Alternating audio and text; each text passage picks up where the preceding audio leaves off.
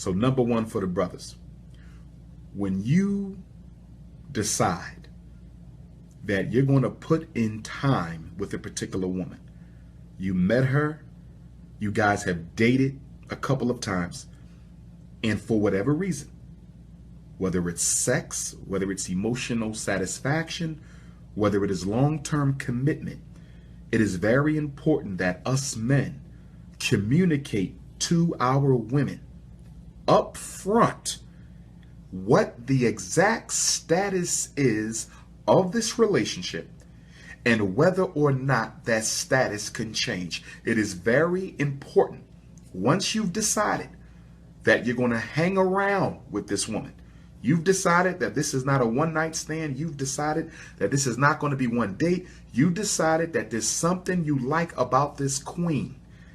If you have decided that there's something about this sister that is going to keep you around her, okay, for whatever reason, it is important that you communicate that to her. Let her know what her status is in your life. What is the status of that relationship in your life? And then let her know if that status can change. This is important. In other words, listen, I'm into you physically. I love what we do together physically. I'm not looking for a relationship, but I love the time we spend together. That's where I'm at with this. I don't think it's going to change, or it could change and grow into something else. But I want to let you know, as of right now, I like the time we spend without a commitment, and that's all I'm looking for. Tell her that. Now, I know some brothers are going to say, well, you know, they don't want to hear that. That's true. She may not want to hear it, but she will respect you for being honest.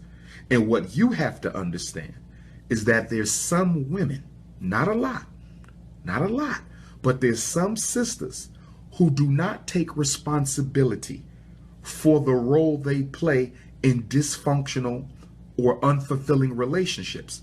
So to protect yourself as a black man, you need to make her responsible for the relationship that she's about to participate in.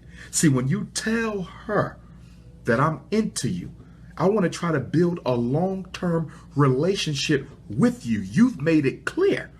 So if you find out she's dealing with other brothers that she's not talking about, you find out she's still backsliding with her baby dad, if you decide to leave, it will be very clear why, because you told her your intentions. It's not a situation where she don't know if you're serious, so she's still playing with baby dad.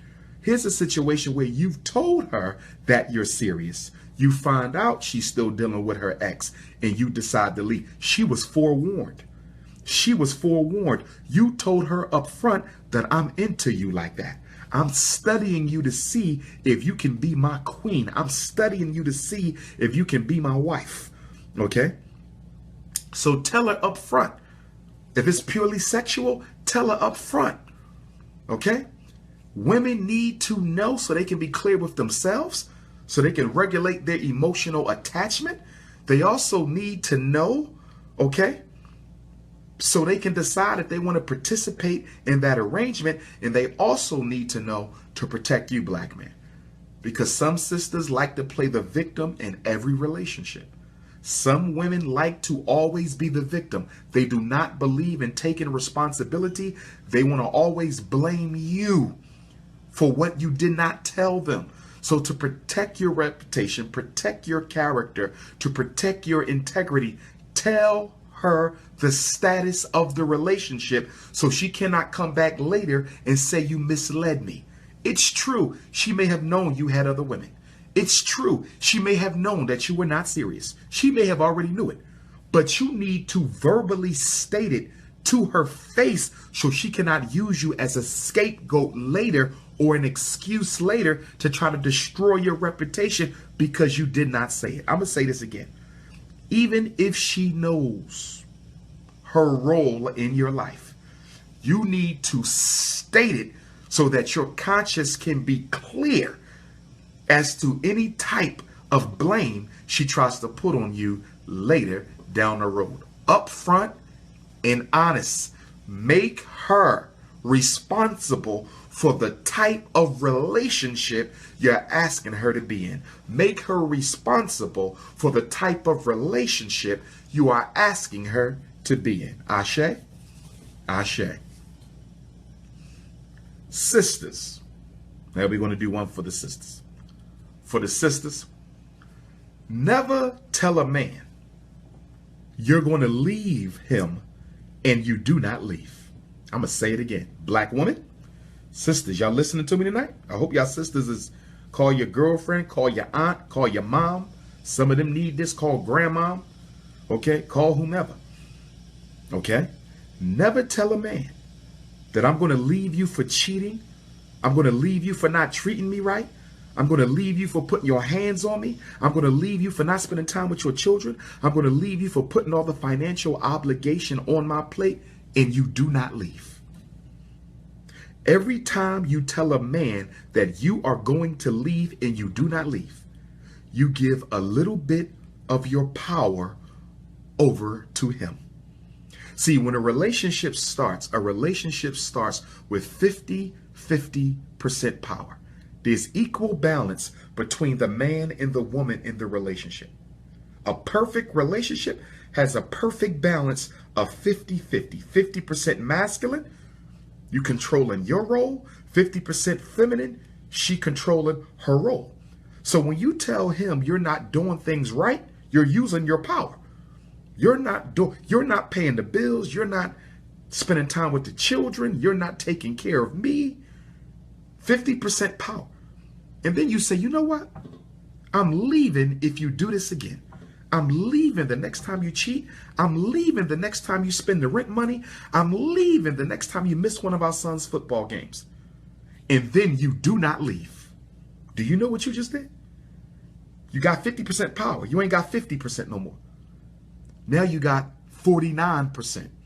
The next time you say you're going to leave and you don't leave, now you got 48%. And it keeps going and going and going. And every time you give up a percentage point, you give a percentage point over to him. So we have relationships now in the black community that are very lopsided, where the man controls 99% of the relationship and the sister only has 1%. You say one thing, it goes out his other ear. He ain't paying attention to you. You ain't leaving. You done already told him 50 times you was leaving and you ain't went no damn way. So let me get this right. You've been dating this man for 30 years. Y'all was high school sweethearts. You got me? Now y'all in y'all 40s. And you've been telling him since high school you was going to leave him if he cheated, or you was going to leave him if he don't start helping you, share the responsibilities or spending time with you.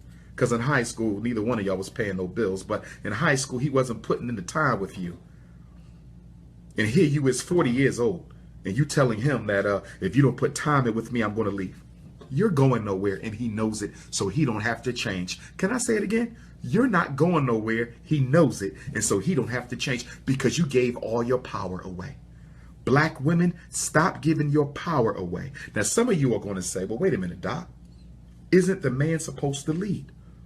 Yes, but what do we know about leadership? What do we know about leadership? The leader only leads with the power given to the leader from the person following. So even followers have power. It is the follower who put the leaders out front. You gave him the power to lead the family. You gave him the power to lead the relationship. Nothing's wrong with that. Nothing's wrong with that. The problem is some of you, because of thirstiness, gave away your power prematurely. You gave him the authority to lead you before you fully evaluated this man. You gave him the authority to regulate the relationship before you sufficiently investigated him, before you made an informed conscious decision as to whether or not he's the man to lead you to where you want to go. Stop saying you're going to leave if you don't. Now, I'm going to say something now that might sound a little controversial to some sisters, but I have to say it because it's the truth. I would never tell a woman not to leave a man who's cheating. I would never tell a woman not to leave a man who's cheating. If she wants to leave, she feels disrespected, that's her decision. I would never tell a woman to stay. I would never tell a woman to leave. Even as a therapist, you have to make that decision. But I will tell you when you better leave. Y'all listening, ladies? I'm going to tell you when you better leave. And you better leave when you are no longer the queen bee in his life. Boom. Can I say it again? I'm going to say it again. I'm going to say it again. If you were number one and now you no longer number one, you was his queen, you was his everything, wife or not, because you could be the queen and not be the wife. You could be the wife and not be the queen. Can I say that again? Can I say this one more time? I'm just giving it real psychotherapy talk. You can be the wife and not be his queen. You can be the queen and not be his wife. Okay? So I speak of I speak of queen status, not wife status. Wife status is a legal thing. That's paperwork. Wife status is paperwork. Queen status is in his heart. Who he carries in his heart, that's the queen. Who got the paperwork, that's just the wife. I'm just going to keep it real.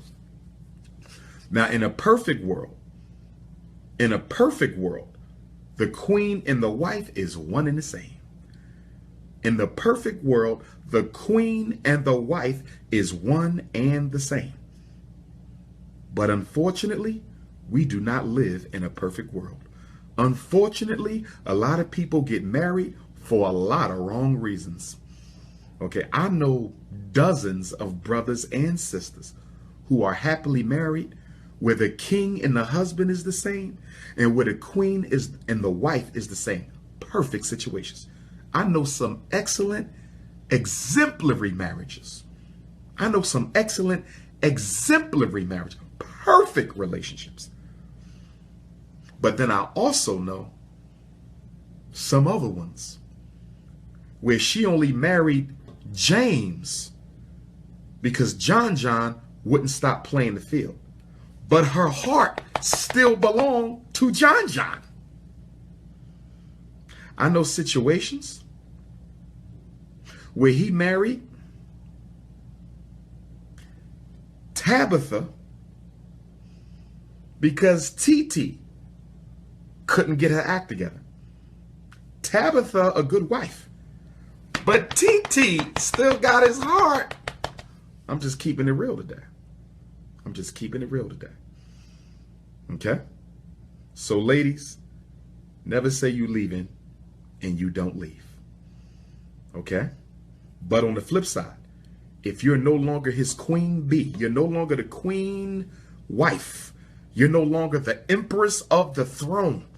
When a man lets you drop down from first place, if you let a man move you out of the number one spot, you let a man take you off the queendom of his life, I can guarantee you that your descent will not stop when you come to second place. If you let a man move you from first place to second place, I promise you, you will be in the third place, fourth place, fifth place until you become the bottom B, and then you are out the door. Did you hear me, ladies? There's nothing more disrespectful. It's more disrespectful than cheating for a woman to stay in a relationship where she was once the queen and now she got moved to the side for another. You've been replaced on your throne with another woman. You have to leave.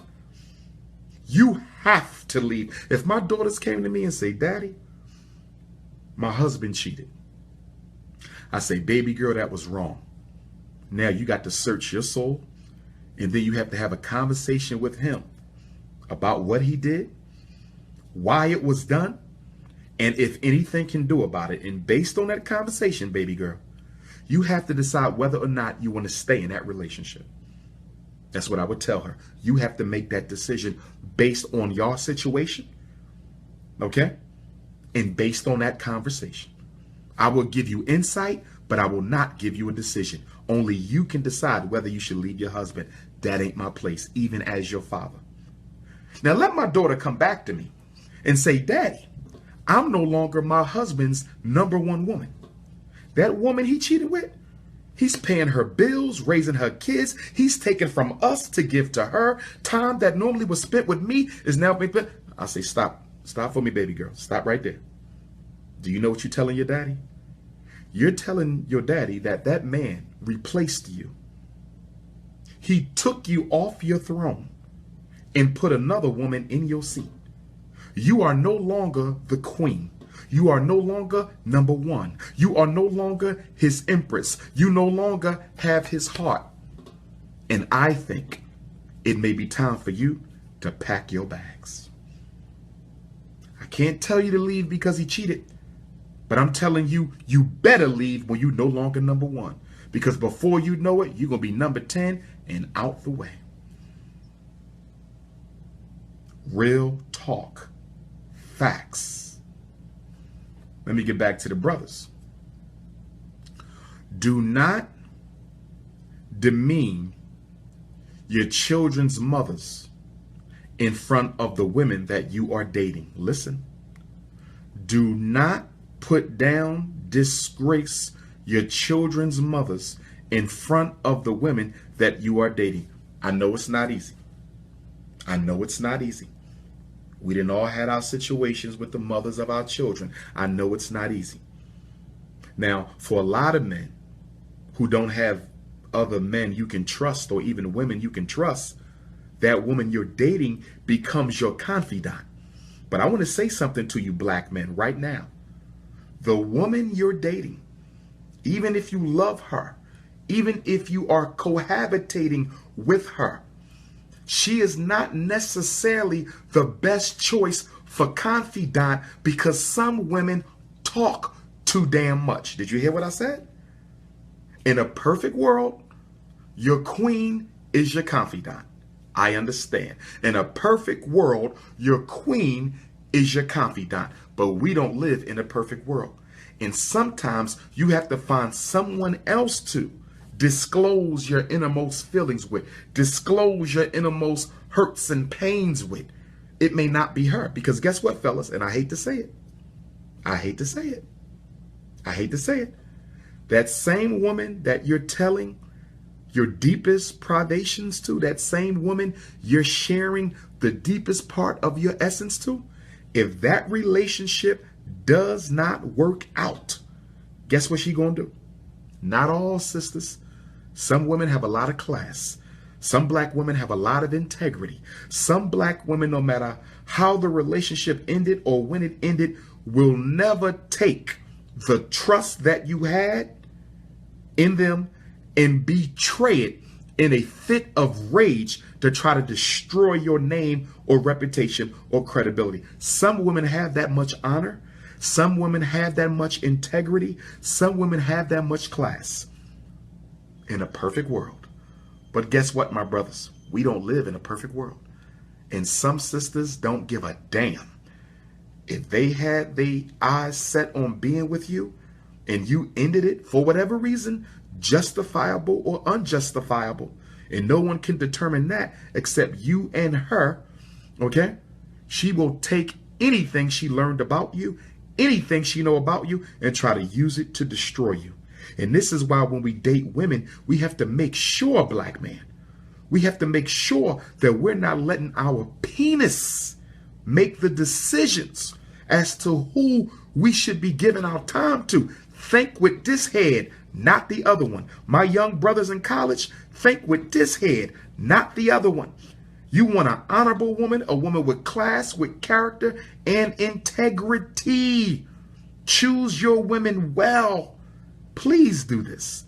Please do this, because there is a such thing known as a hood rat. There is a such thing known as a hood rat. Okay? Now, don't get me wrong. I respect and honor all black women. Class, no class, honor this, because she's the black woman. She's the original human being. She's God's first manifestation of human life. I respect all black women, even if they don't respect themselves. And all black men should respect black women, even if they don't respect themselves. Okay? But I do know that there is a category of sisters that I would refer to as hood rats. Okay? Yes. A hood rat has nothing to do with how much education you have. A hood rat has nothing to do with what kind of car you drive. A hood rat has nothing to do with what type of social status her parents come from. A hood rat has nothing to do with how much money she makes.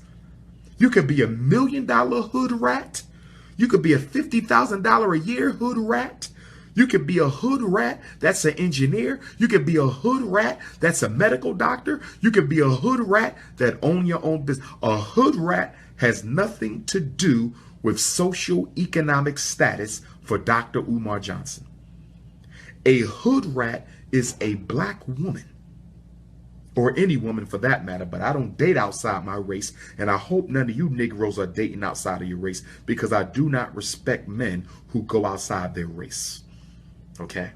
I don't respect that. A black man needs to be loyal to black women, and there are too many black men going outside of our community to find their wives and spouses and baby mamas and partners, and I don't like it. It is disrespectful to black women. It is disrespectful to little black girls, and most of all, it is disrespectful to our African Queen Mother ancestors, our African Queen Mother ancestors who were raped and abused and brutalized, treated like animals and sexual objects, had their breasts cut off, clitorises cut off, not to be graphic here, but black women and black men, but black women who I'm speaking of caught hell during slavery. She was raped, and after she got raped, she had to get right up and go feed the master who raped her his breakfast. Did you hear what I just said? He would rape her, and after he raped her, she had to go prepare his breakfast. Do you know how psychologically traumatizing that was to our great-great-great-grandmothers and our great-great-great-great-grandmothers and our great-great-great-great-great-grandmothers? You understand me? Okay? My great-great-great-great-grandmother was born into slavery. Her mother, my great-great-great-great-great-grandmother, Betsy Bailey, the same Betsy that raised Frederick Douglass, okay, raped by the slave master. Her mother, my great-great-great-great-great-great-grandmother Jenny, her mother, great-great-great-great-great-great-great-grandmother Selah, for whom my youngest daughter is named, were raped. And I'm going to turn around 200 years later. I'm going to turn around 200 years later and go and marry a daughter of the men of the race that raped my female ancestors? No, sir. Black women come in all shapes and sizes. Black women come in all colors, brother. You want lemon? We got lemon. You want vanilla? We got sisters who look vanilla. You want butter almond? We got butter almond. You want butter pecan? We got butter pecan. You want sweet brown sugar? We got sweet brown sugar. That's right. We got caramel. You want fudge? We got fudge. You want them skinny? We got skinny. You want them full-figured? We got full-figured. Yes. Yes. Yes. We got little lemon all the way up to full-figured fudge. Little lemon all the way up to full-figured fudge and everything in between. No excuse for going outside the race, my brothers. No excuse for going outside the race. And don't ask me, can I still be committed to my people? I'm married to a white woman. You don't just marry a woman, you marry her family. And if you marry the family, you marry the community.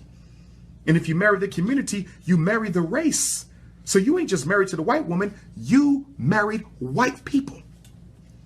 You married white people. Facts. I didn't make the mistake you did. Facts. But brothers, don't talk about the mothers of your children in front of other women. It is distasteful.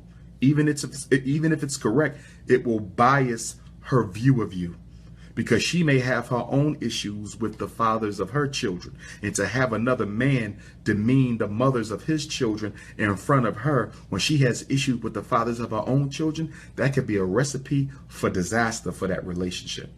She may kick you to the curb. Do not ever say anything negative about another black woman in front of another black woman, because there's still a sisterhood there.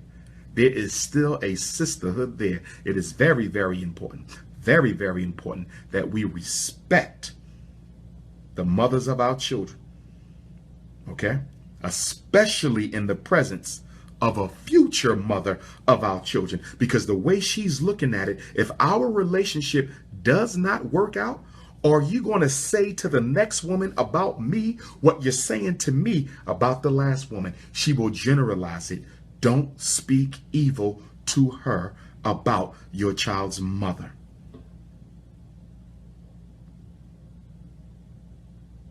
Now, let me go back over to the sisters. Number 2. Black women, never beg a man to introduce you to his mother. He didn't forget to introduce you to his mother. He's not introducing you to his mother, or he's not introducing you to his mother just yet. See, some of y'all, you want to rush it. Don't rush it. You might be the one. But sometimes, sisters, y'all can rush it. Well, you know, I've been dating him for a year. I haven't met his mom. Well, it's only been a year. You don't necessarily meet mom after no year. Do you understand me? Sometimes you do, sometimes you don't. But if the brother doing everything else right, and the only thing missing is the mommy piece, and there's no other issue, give it some time. Give it a little bit of time. Okay? Don't rush it, because you might be on. Sometimes sisters are so paranoid about being used, abused, and thrown back that y'all force our hand, and no man wants his hand forced. Did you hear what I just said, black woman? No man wants his hand forced by no woman, especially when it comes to marriage or commitment. Okay? Am I telling you to just hang around if the relationship ain't going to war? Hell no. Make a decision. If you deciding to leave, then leave.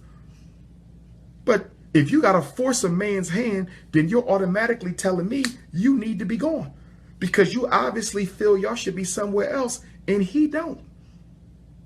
So if you feel it's time to leave, leave. But no man wants his hand forced. Some of y'all be running around, when I'm going to meet your mom? When I'm going to meet your mom? When I'm going to meet your mom? When I'm going to meet your mom? Listen, the only women who meet our mothers, except the ones we grew up with and lived next door and your little teenage girlfriend, but when you're a grown man and you got your grown man life, the only women meeting our mothers are women who we are fairly certain of has a chance at becoming wifey and queen. Queen, wifey, wifey, queen. You ain't meeting my mother unless I think we might be jumping that broom. You ain't got to remind me to introduce you. You ain't got to manipulate me to introduce you. You do not meet mom unless I feel it's that time.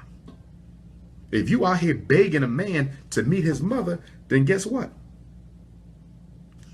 You're probably not the one. And you sisters know my rule on cohabitation, right, ladies? What's Dr. Umar Johnson's rule on cohabitation? And yes, I'm working on a book for sisters, a relationship book for sisters, and a separate relationship book for black men. I'm working on that. But my cohabitation rule, I want y'all ladies to listen up. Listen to me well, sisters. I'm talking to you like your brother / therapist tonight. The straight talk with the prince. Nobody can do it better. Okay? Forget all that Steve Harvey shit. Okay? This is the real thing. Okay? Cohabitation. I believe everyone should live together for a little while before they get married, so you can really learn and study that person. You should not live together forever, though. I want to be clear. This is not forever. Ladies, did you hear me? Not forever. Okay? Minimum 3 months. A season together is acceptable. Maximum 2 years. Let me say it again, ladies. Maximum 2 years. Let me say it again, ladies. Maximum 2 years. So you say, Dr. Umar, I've been living with my boyfriend for 5 years. And he told me he's still making up his mind. He's not sure if I'm the one. Listen to me. You listening? He already made up his damn mind. Are you listening? He already made up his mind. You ain't her. Facts. It don't take a man 10 years to decide if you're the woman or not. He knows. 6 months, we got a nice little gut feeling. 1 year, we're fairly certain. 18 months, damn near certain. 2 years, max. Let me tell you what sisters do. Let me tell you the mistake black women make when it comes to cohabitation. Okay?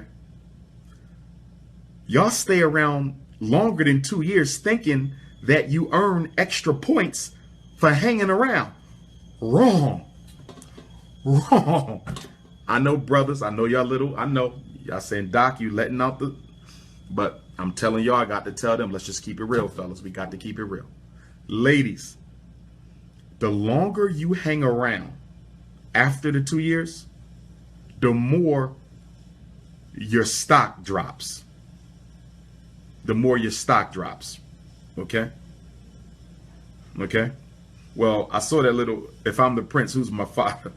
Okay, when I say prince of Pan-Africanism, I'm talking political ideology here. Okay? Marcus Garvey is the father of revolutionary Pan-African nationalism. Okay?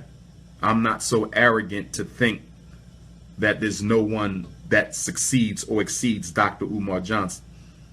There's still some humility to this Leo. This Leo still has humility. So I'm never going to call myself the king because too many great Pan-Africanists have come before me. I will never call myself the king. Do you understand? There was Garvey. There was Crummell. There was Malcolm. There was Nkrumah. There was Sekou Touré. There was Patrice Lumumba. Okay, Edward Wilmot Blyden. Henry Highland Garnett. I can name Pan-Africanists all day long. I will never call myself the king. That's arrogant. I would say Garvey's the king. Okay? And those other elders before Garvey were kings or emperors of Pan-African. I'm just the prince. I'm a child of theirs. I'm the prince and I'm going to stay the prince. Now let me get back on topic. I know you had a little intellectual masturbation moment. It's okay. Where was I at? Cohabitation. Okay? Ladies, after 2 years, you need to make up your mind. Ladies, after 2 years, I don't want to hear, he ain't asked me to marry. Giving your power. Look what you're doing. You're giving your power away. Here we go. Here we go. 2 years, you still hanging around? Or are you going to marry me or not? I done took care of your kids. Giving your power away. Let me give you an analogy that will help you understand this concept of power in a relationship. Let's look at you and your child. Mothers, you know how you have a son and he's real bad in school?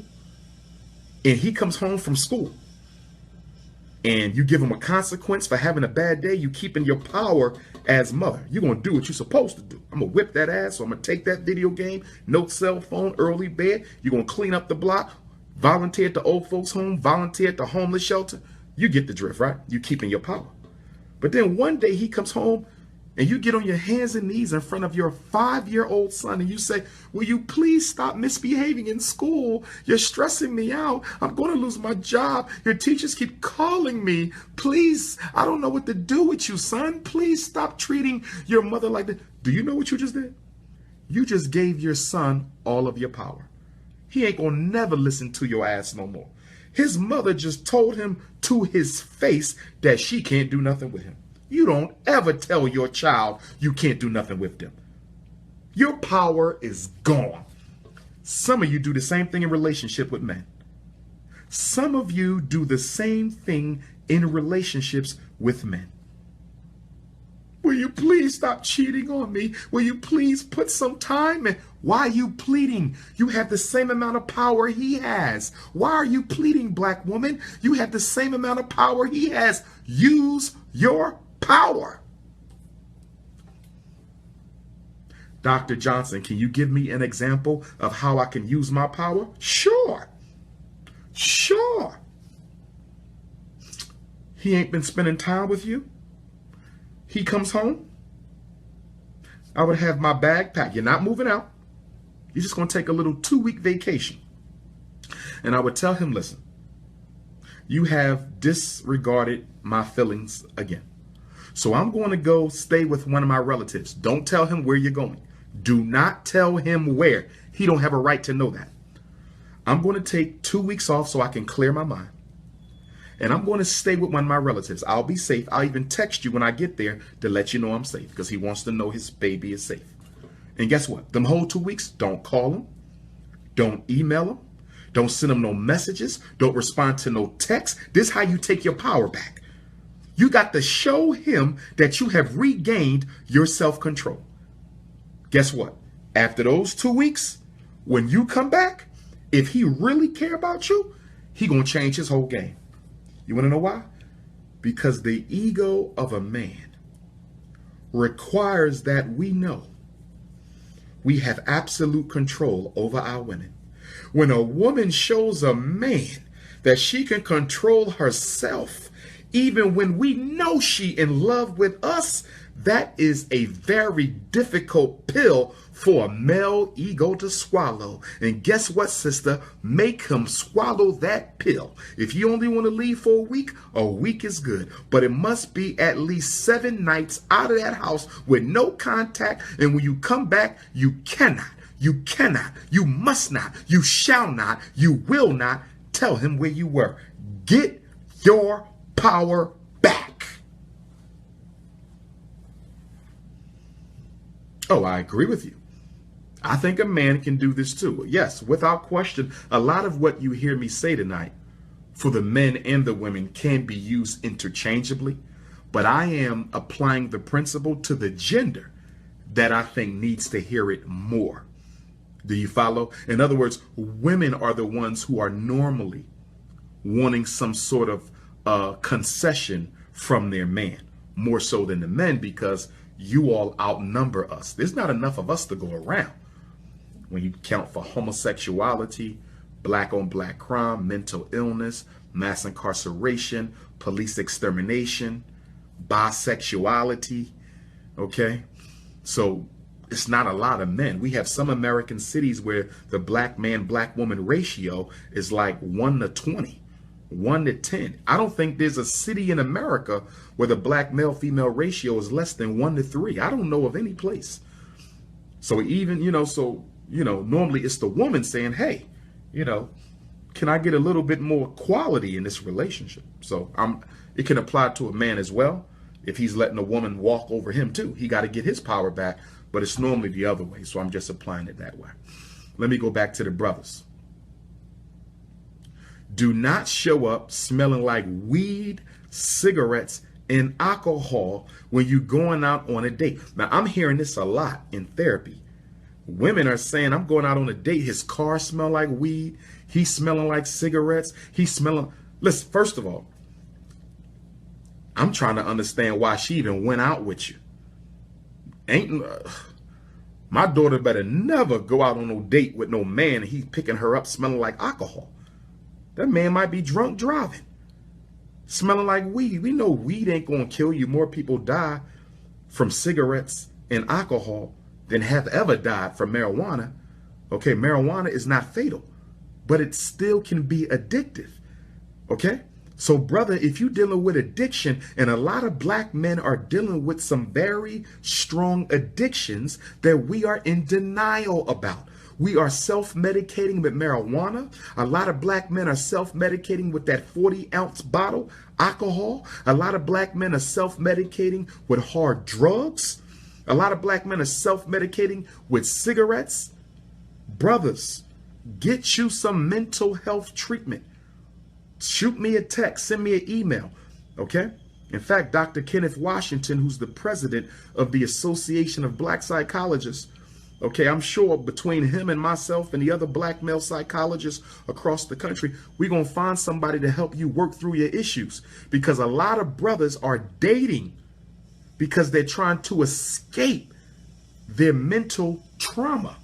Stop wasting time with women messing their lives up because you got issues you don't want to face, and the quickest way to avoid your personal demons is to go spend time with another woman.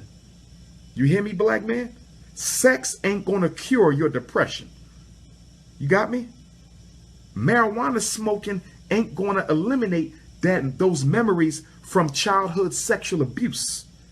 Getting drunk every day, 12 cans of beer every night, that's not going to eliminate the fact that your father walked out on you. You need to talk to someone. You have a problem that needs to be processed. Okay, my brother? Black men go through a lot. We go through a lot. I empathize with my brothers. So I'm not, being accusatory here. I'm not degrading you.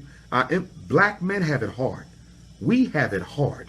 We're the only men in America whose women do not have to respect them. We're the only men in America whose women out-earn them. We're the only men in America whose women out-educate them.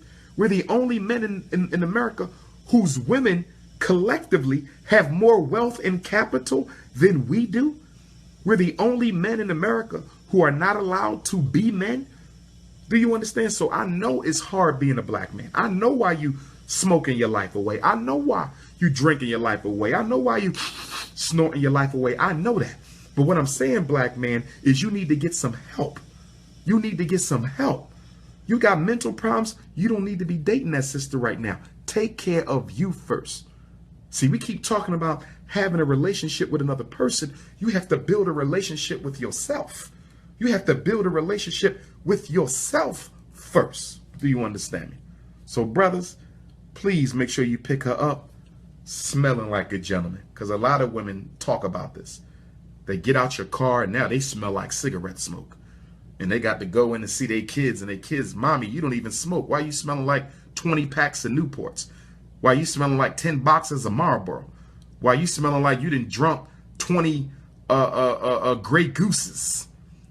Okay? So brothers, make sure you come to them appropriately. Okay? Number 3 for women. We're up to number 3.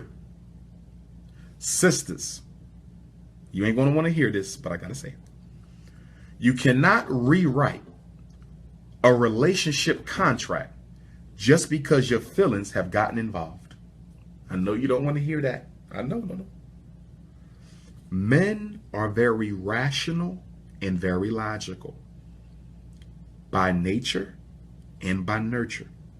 When it comes to contractual obligations, men are very anal when it comes to contractual obligations and understandings.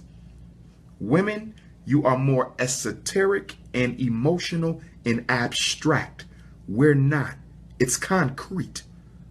So in other words, you start dating a man and you guys agree to keep it recreational. Agree to keep it physical, which I'm going to call recreation. Okay? Booty call or social call or whatever. And your feelings for him are starting to change. But his feelings for you have not changed. And now you want him to rewrite a contract. Remember now, in order to rewrite a contract, both parties must be willing to renegotiate. But if he don't want to renegotiate, he don't have to, because he was honest up front. Now, if he wasn't honest up front, sister, you have leverage, because what? The contract is null and void. Okay? The contract is null and void. He did not stick to the provisions. But if he was honest and said, this is what it is, and then you come later and you try to rewrite it because your feelings got involved, he don't have to rewrite that contract. Now, if he's a gentleman, okay, he may be open to what you have to say. He may want to renegotiate. There's nothing wrong with asking for a renegotiation. I don't think anything wrong with a sister asking a brother to renegotiate. That's all right. But if he don't want to, he don't have to. The question you should ask yourself is, why did you agree to an arrangement that you knew you could not live with? Why did you agree to an arrangement that you knew you cannot live with? And I'm going to tell you something. Black women, I love you.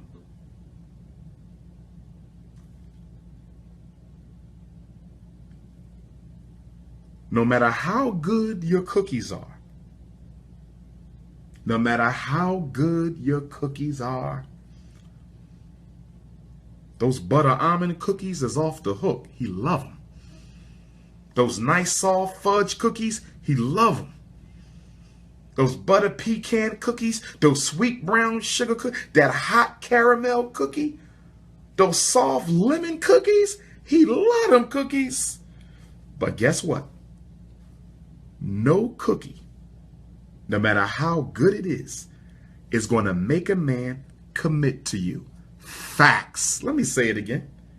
No matter how good them cookies are, you bake them cookies up so nice, they be smelling so good, they so soft and sweet, they will not force a commitment.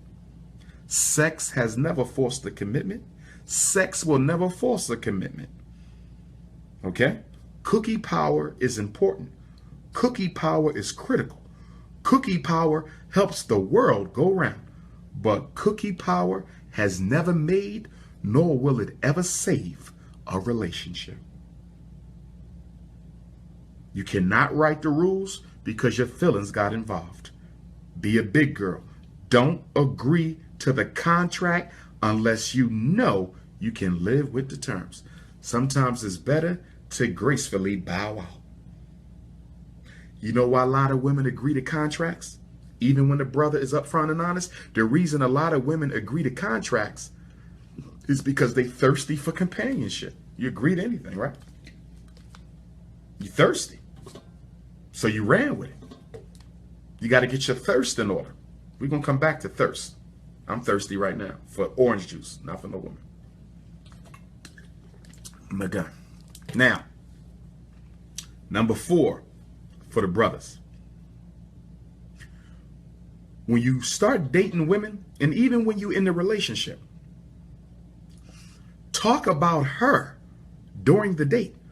Stop talking about your selfish ass. So many women complain about how they go on dates with brothers. And the whole date, the whole dinner conversation is about him.